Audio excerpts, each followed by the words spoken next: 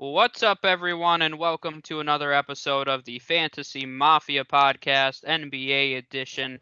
My name is Jordan Jaika, aka Dr. Fantasy, and I'm here, as always, with my NBA co-host, the Fantasy Caveman. We are towards the end now of our mini-series where we are talking about each and every NBA team, going over their 2019-2020 season, and then previewing their upcoming off-season.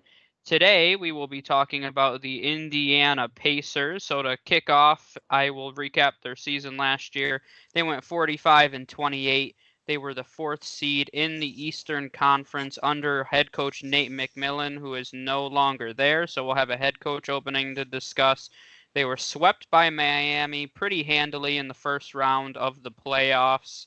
Some of their season leaders, TJ Warren was their point leader with 19.8 points. Sabonis with 18.5. Malcolm Brogdon, 16.5. Victor Oladipo didn't play a ton, but he averaged 14.5. Jeremy Lamb averaged 12.5, and then Miles Turner with 12.1. Rebound leader Sabonis with 12.4. Miles Turner behind him with 6.6. Assist leader Malcolm Brogdon with 7.1. Sabonis and TJ McConnell tied for fifth behind him. Steal leader, you had Jeremy Lamb and TJ Warren and Justin Holiday. I wanted to say Aaron Holiday, but that's the wrong Holiday. All tied with 1.2 steals. And then their block leader was Miles Turner with 2.1. Caveman, anyone in particular that stood out to you for the Pacers this year? Okay, first then, I think I'm going to start doing this. I want you to, I'll give you a guess on who you think the plus-minus leader was for the Pacers this season. Okay. I'd say it was Sabonis. It was Sabonis. It's plus 2.6. And quickly before I go over what impressed me, you look at the point, I think this might be the first time we've seen the points, rebounds, assists, steals, and blocks leader all be a different person. Yeah. So that was that's kind of you don't really see that. It's not like the Bucks with Giannis. Yep, I think he led every single category. He probably did.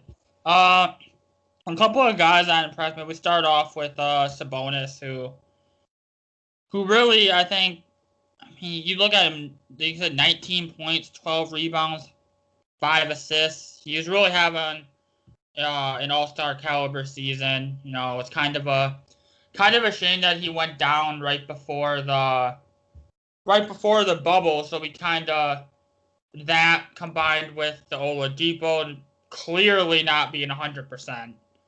Brogdon wasn't 100% either. Warren got hurt in the Warren, I don't know. He got hurt at some point in the bubble. So, but you look at Sabonis, I think you're gonna see him. He's gonna if he's not already, he's gonna take a leap as probably one of the best big men in the NBA. He shot above 50% from the field. So, I'm kind of interested to see with him being able to play a full season. I think you're going to see him take a leap into being one of the best big men in the East and NBA in general. And then I also want to bring up, you can't talk about the Pacers without talking about the bubble performance of TJ Warren. I don't know what got into him or what happened during that cause. Obviously he kind of crashed and burned at the end, but the ride that TJ Warren was on, I think I know when they released it, but I'm pretty sure I don't know what bubble team he made offhand. I wouldn't be surprised if it wasn't the first bubble. Yeah, he was first team all bubble. Yeah, so I figured. Like I said, he was their leading scorer this season. Now, would that have been the case had Brogdon been healthy all year and Oladipo been healthy? And that, probably not. But, the Pacers could rely on TJ Warren for some scoring, and that they didn't really have a ton of guys that they could rely on consistently for that scoring with everybody being hurt there.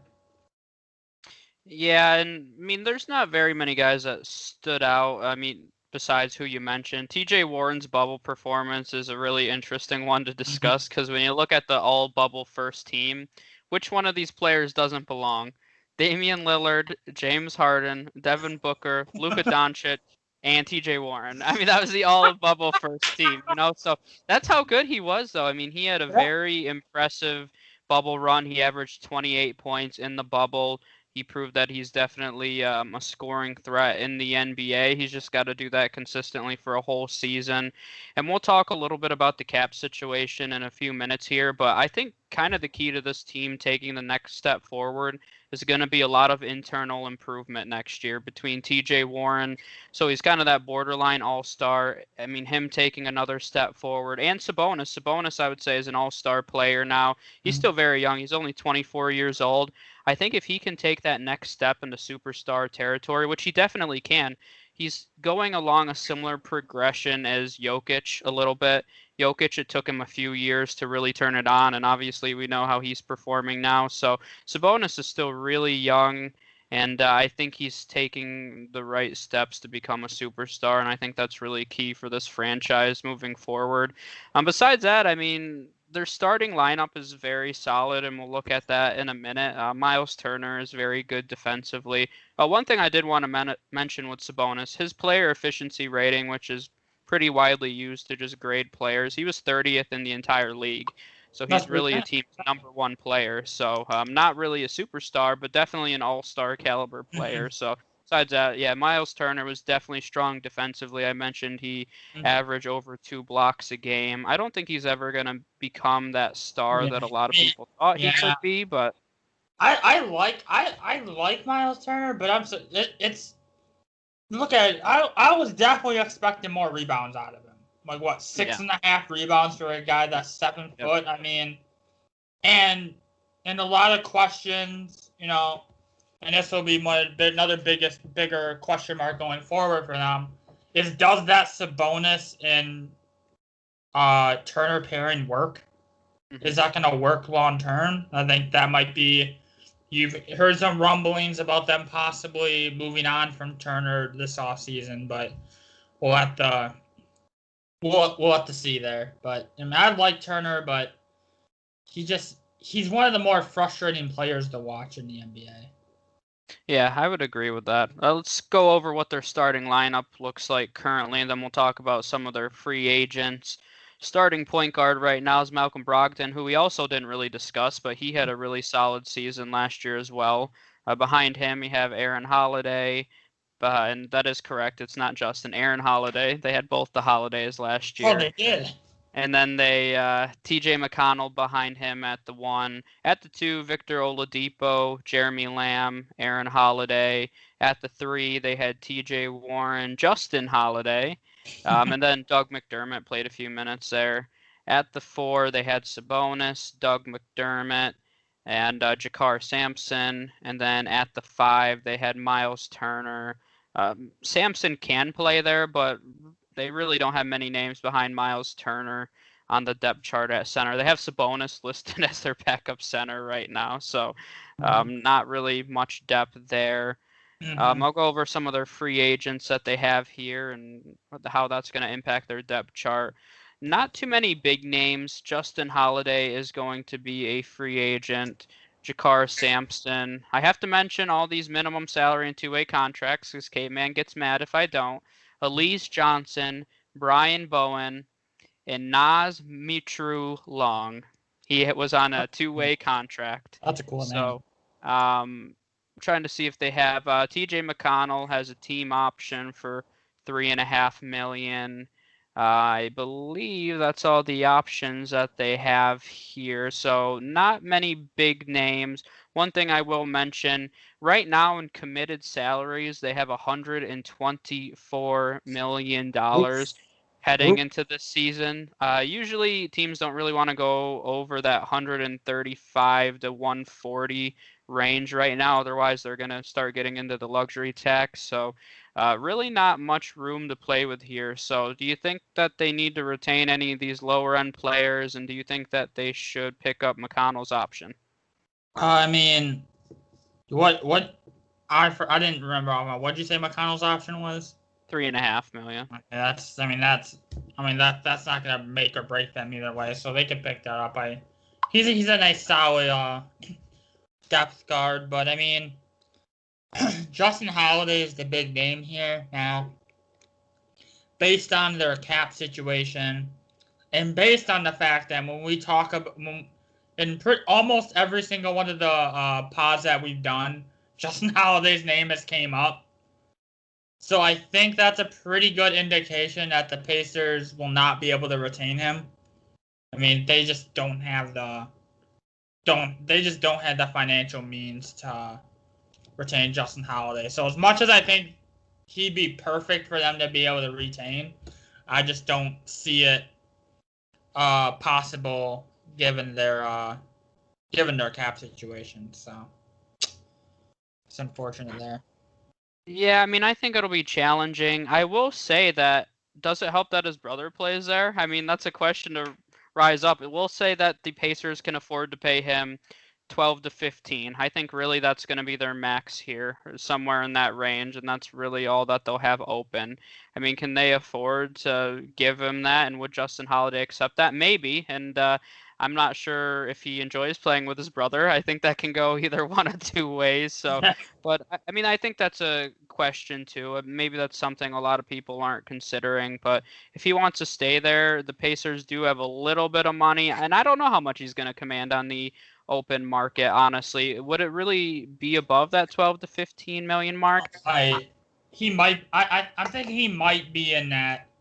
I think the player like him is probably one of the better 3-and-D, which I don't think there's a ton of high-end 3-and-D players in this free agent class. I think he might be one of, if not the best 3-and-D player in this free agent class. So I could see him commanding.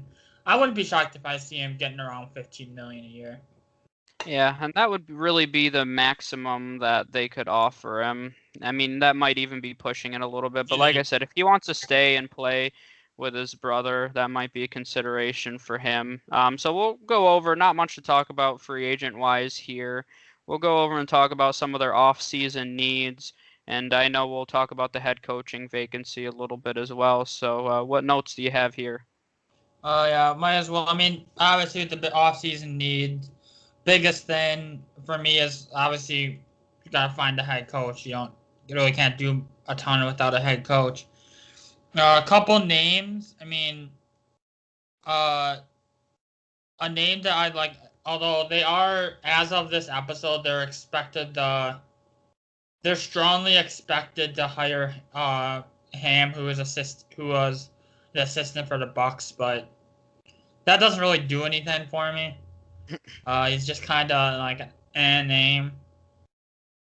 So I'm going to throw out a couple names here. I mean, the first one, Chauncey Billups. He's been floated around as a possible head coach.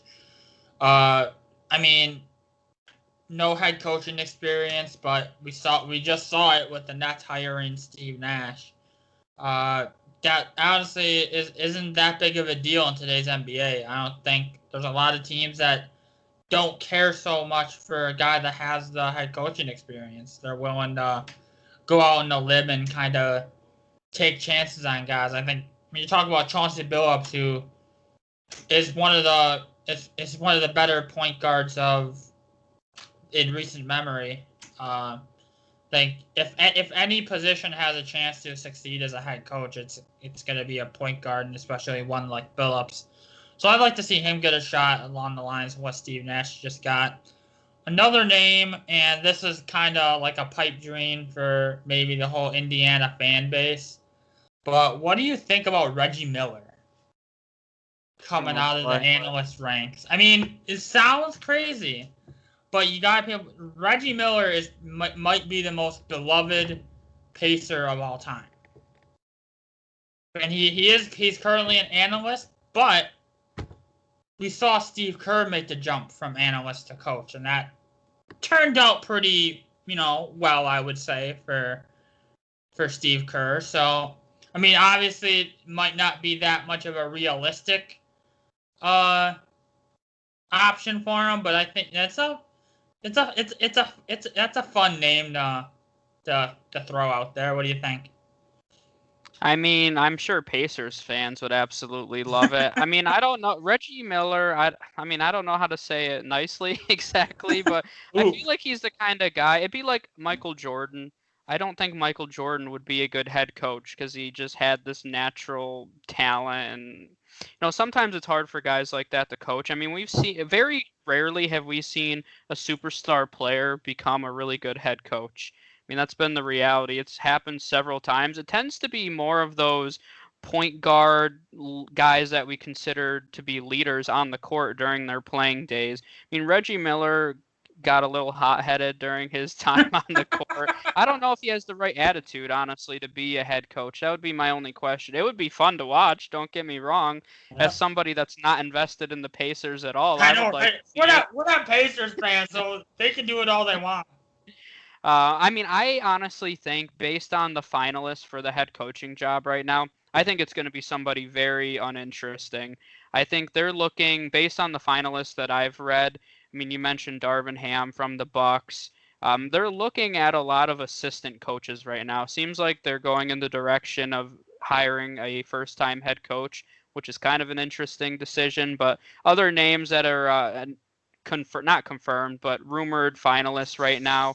Two Miami Heat assistants who were just announced as finalists a few days ago, Dan Craig and Chris Quinn. So not big names there. Nate I'm not even gonna lie. I don't know who those guys are. Chris Quinn was a bench guard for a few years. I remember him a little bit.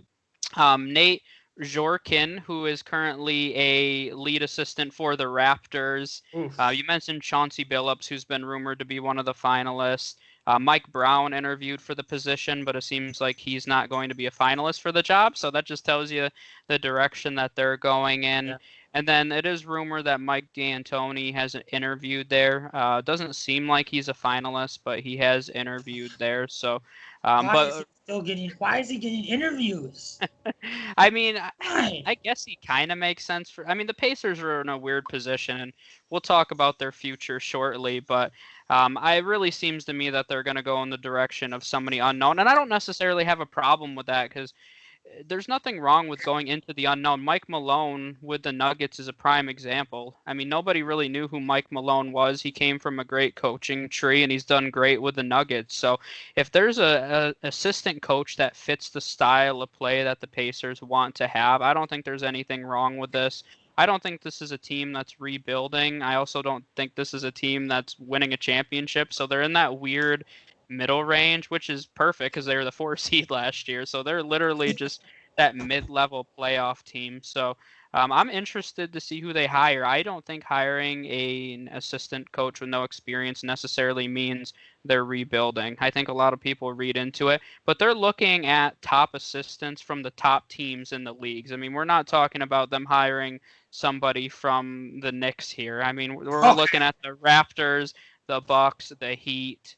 Nobody on the Lakers from what I saw, but a lot. I think they hired or were talking to somebody from the Clippers as well. I don't think they're a finalist, but there's been several names from top organizations. So it's an interesting decision. It's hard to analyze some of these assistant coaches and how they would do as head coaches because it's just different. I mean, you don't have the responsibility of leading a team when you're an assistant coach. It's a little more of a you can be more of an X's and O's kind of guy, especially if you have a strong head coach. So, it's hard to say. I know people say this is a good hire, this is a bad hire. I never like to analyze new head coaches. I like to give them an opportunity because honestly, we have no idea. If they're being hired, we know at least they have the respect of their former players as an assistant. So, I mean, that's really all you can say about it. So, I really expect them to make it unexciting unless they go out and get Mike D'Antoni, which I don't think helps or really hurts them at this point. It's just kind of blah. But Yeah. um, on the court, what positions do you think they need to Oh, address this year? all right. I mean, to start off, I mean, I'm kind of I've been on the fence with this, but I think they need obviously if they lose Justin Holiday, they're gonna have to replace him with a cheaper option. Yep. So a solid 3-and-D player, and even if they somehow magically retain Justin Holiday, you kind of look at the Indiana Pacers, and they don't really have a lot of shooters. I mean, they're kind of nobody on the team really stands out to you as a really good or 3-point threat. So kind of that in general, and I think another big thing they need to decide. I think this is going to be critical for the future of their franchise. They need to decide if, I mentioned this briefly earlier, but they need to decide if Sabonis and Turner work well in that front court. I know that's been a lot of rumblings. Is that pairing going to work long term? So they need to decide that. I mean, for me, I personally think that they should kind of try to at least see what you can get for a guy like Turner, who's still not that I don't have Turner's age offhand or anything. I think he's 24.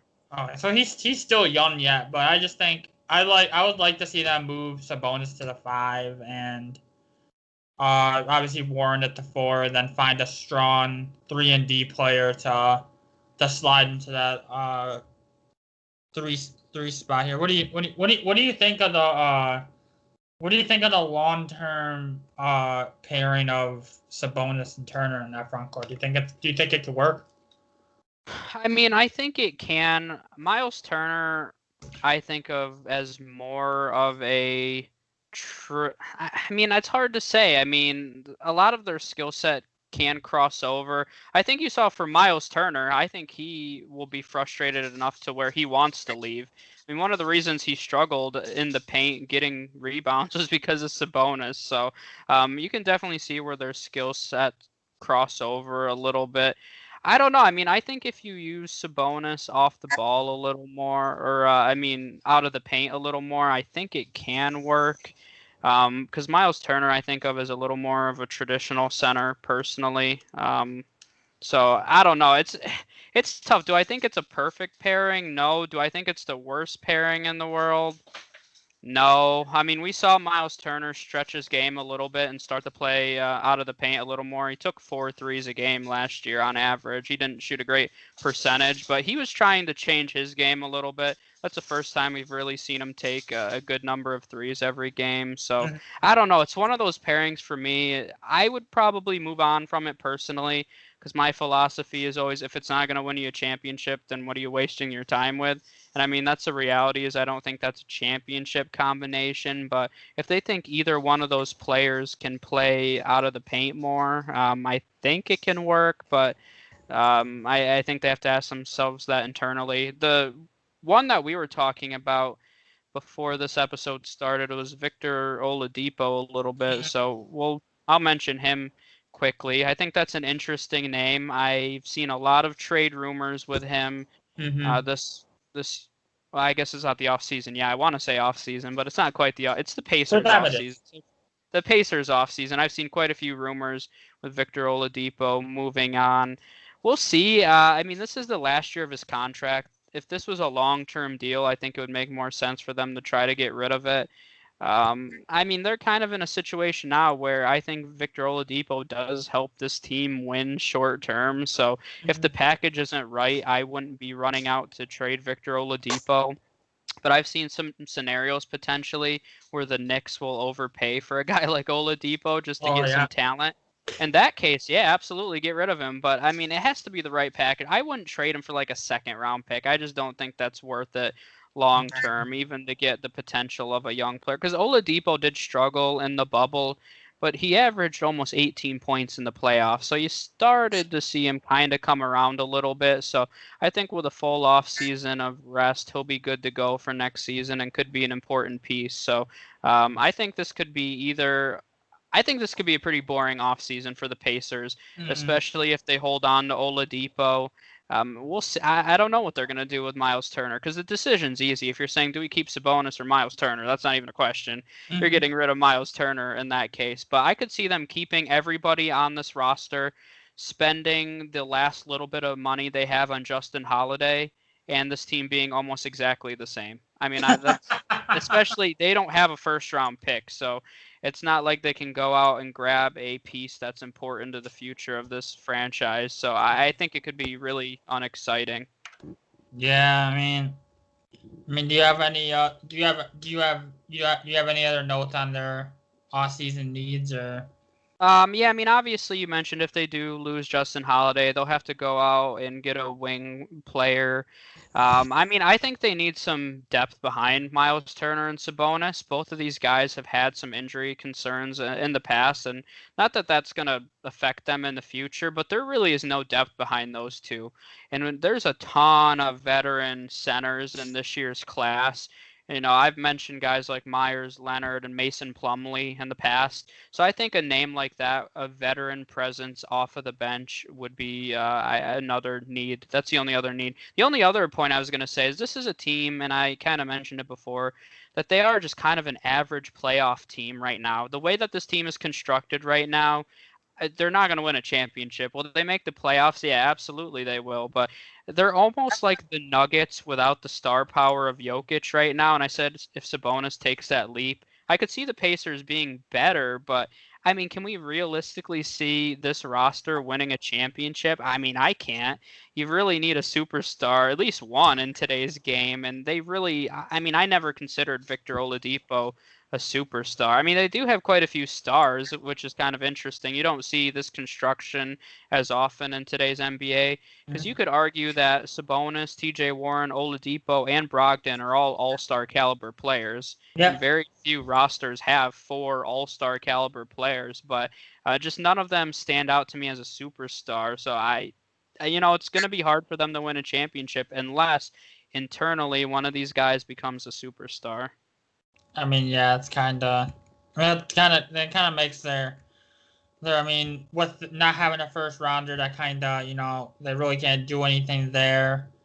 Uh, and interesting, we don't really. I mean, I don't think either one of us really like projecting out second round picks because you just never know.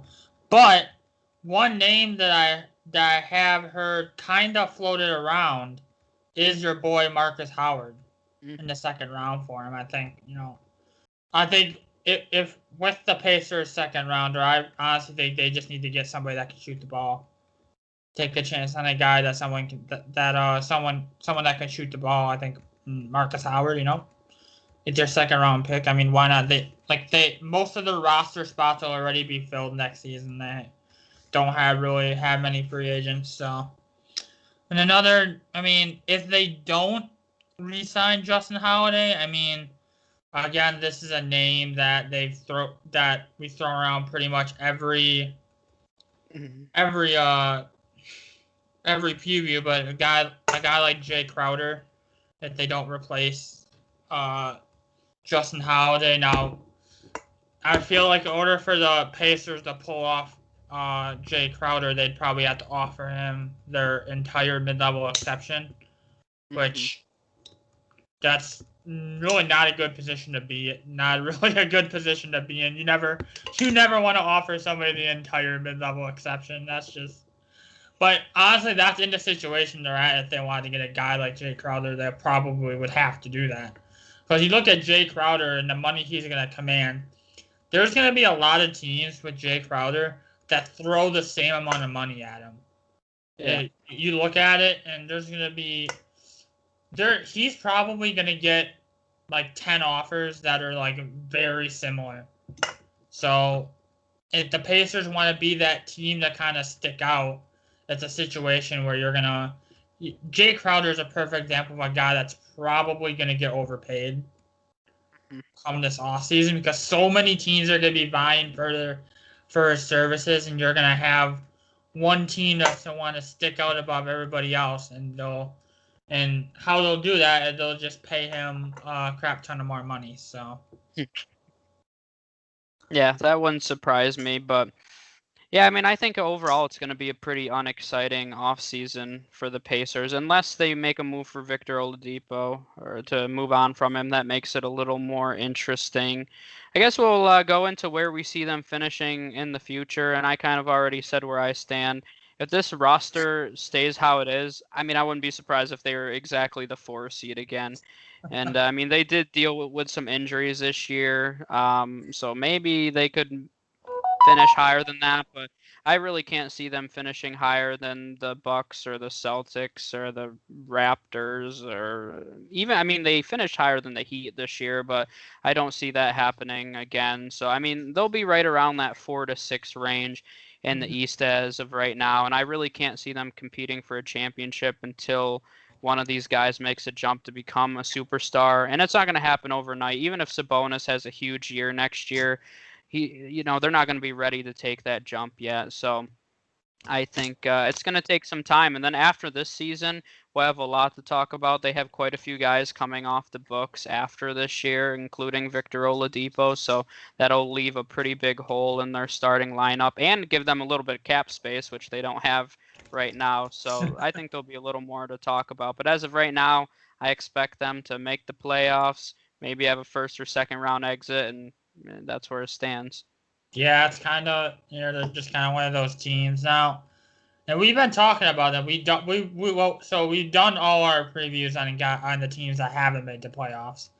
You look at a lot of teams that didn't make the playoffs in the East last year. Like they're going to be looking to make that jump into the playoffs, which means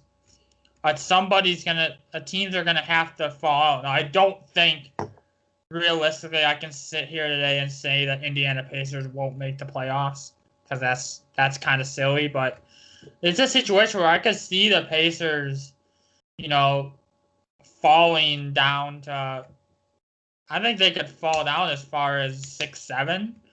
I mean, they weren't that far. They weren't that. I mean, they were barely ahead of the Miami Heat, so they're already close to being the 5 seed. So, I mean, with all the other teams up and coming in the Eastern Conference, I think, I don't think the Pacers miss the playoffs, but it's a situation where I could see them end up knocking down a few spots in the regular season.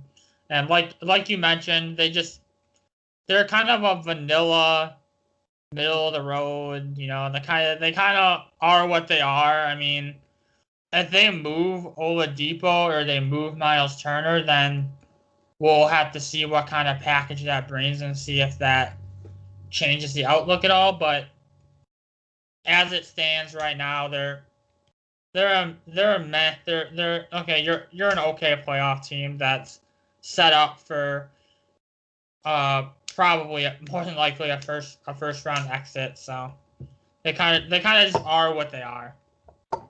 Yeah, and it seems kind of boring to talk about because it kind of is, honestly. Yeah, it is. It is what it is. So, any other notes that you have on the Pacers here? Nope. All right. So I think that's all that we have for the Pacers today. We appreciate everybody who is watching, and we're making our way through the playoff teams that were eliminated right now. So make sure you tune in for that. We'll have the Nuggets coming up next, and obviously they had a very exciting run. So that'll be an interesting one to discuss. So make sure you subscribe on YouTube, subscribe wherever you listen to podcasts. It goes on all major platforms. Like the Fantasy Mafia on Facebook, and make sure you join our group on Facebook, the Fantasy Hotspot, to talk all things sports. So we appreciate you guys watching, and we will see you next time. Yeah, I don't matter, I guess. Nope.